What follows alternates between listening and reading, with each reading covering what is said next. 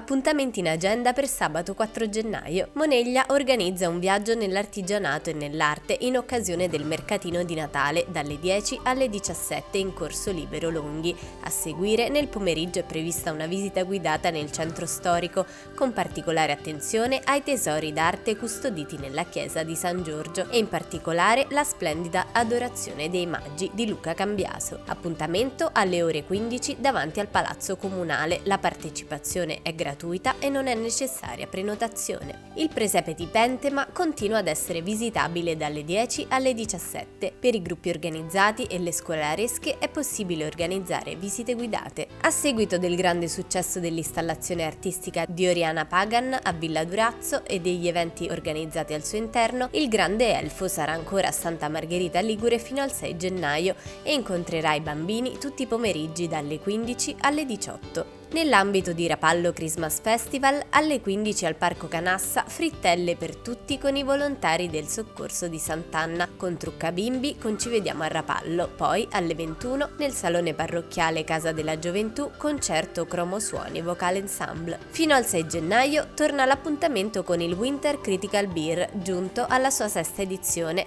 La suggestiva cornice del convento dell'Annunziata, nella Baia del Silenzio a Sestri Levante, ospiterà 3 giorni dedicati alla birra artigianale e alla gastronomia locale, orario dalle 17 alle 24. Alle 17:30 all'Auditorium San Francesco di Chiavari l'associazione Bocce Chiavarese presenta le squadre agonistiche della stagione 2025. Vi saranno proiezioni di immagini e musica dal vivo con Ilenia Biggi, voce solista della Scuola della Voce. Nella chiesa di San Marco al Molo Porto Antico di Genova si esibiranno alle 20:30 vari artisti per la rassegna Chiese in Musica. All'interno della rassegna Merry Christmas, che si svolgerà all'Auditorium Campodonico di Lavagna, si terrà alle 21 l'evento Tempo di attesa, musica e parole.